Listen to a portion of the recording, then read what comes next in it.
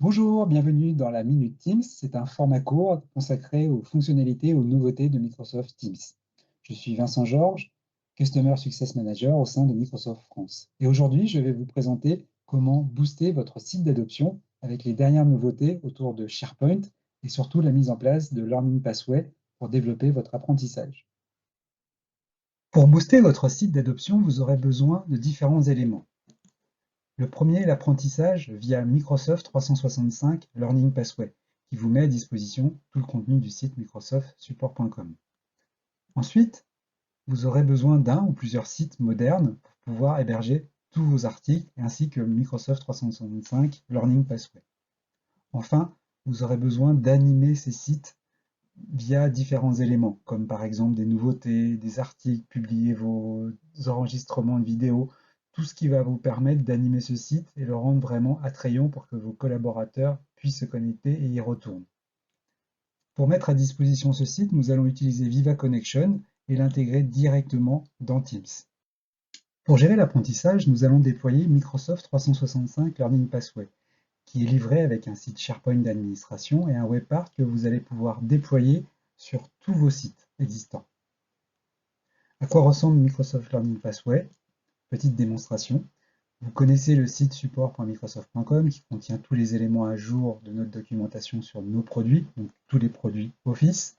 Et en fait, Learning Pathway est un webpart qui vous permet d'accéder à ce site directement à l'intérieur de votre site, de votre page, et avec la notion de navigation que vous avez retrouvée tout à l'heure sur le site. C'est très intéressant puisqu'effectivement vous pouvez créer ce parcours, consommer le parcours que nous vous mettons à disposition, mais surtout vous avez la possibilité de créer le vôtre. Un exemple, on vous fournit par exemple la partie produits où vous allez retrouver tous nos produits que vous allez pouvoir masquer ou enlever certains éléments comme Access ou d'autres, mais vous allez pouvoir aussi complètement intégrer les parcours que nous vous mettons à disposition dans une page SharePoint. Vous allez mixer entre SharePoint et Learning Pathway, mais vous pouvez aussi créer vos propres parcours, par exemple le management ou un autre élément, ce qu'on fait de plus en plus, la partie nouvel arrivant, en intégrant du contenu interne et du contenu externe, comme des vidéos, des sites, des pages qui existent sur des sites externes comme la sécurité, sans aucun souci, ou sur votre site en interne. Vous allez ensuite utiliser toute la puissance de SharePoint, notamment en gérant une navigation, en mettant en avant des différents sites qui peuvent intéresser les collaborateurs, en sachant que ce contenu doit toujours être à jour et souvent mis avec des nouveautés. Des différents focus sur des micros-articles qui peuvent intéresser toujours nos utilisateurs, mettre à disposition les différentes formations que vous avez réalisées. Ensuite, des raccourcis que vous pouvez ajouter sans aucun souci vers les liens des différents sites qui sont le plus utilisés. Ce qui va être intéressant et surtout, ça va être de pouvoir gérer le ciblage d'audience, c'est-à-dire que vous allez pouvoir aussi déterminer en fonction des parcours, ou en fonction des sites d'appartenance ou d'autres éléments, des groupes de sécurité que vous retrouvez dans Active Directory, pouvoir complètement personnaliser les menus, les nouveautés, les raccourcis, les différents articles que vous souhaitez. Donc vous pouvez largement imaginer, par exemple, un profil nouvel arrivant, un nouveau, comme ici, où ce parcours ne va apparaître que pour ses utilisateurs.